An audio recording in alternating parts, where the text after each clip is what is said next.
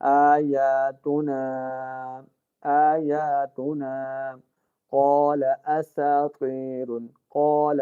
اب قاف یہ دو نقطوں والا قاف ہے، ہم نے اس کو کیسے پڑھنا ہے؟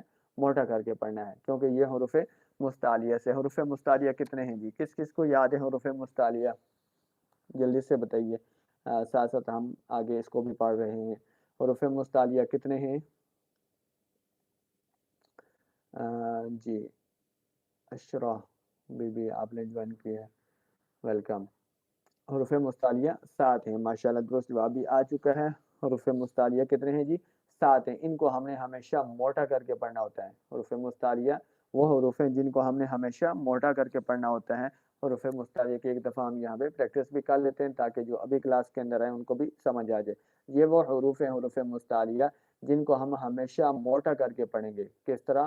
خو، صاد، ضاد، قاف، ظا، غین، قاف. یہ وہ حروف مستعلیہ ہیں جن کو ہم ہمیشہ موٹا کر کے پڑھیں گے ان کو.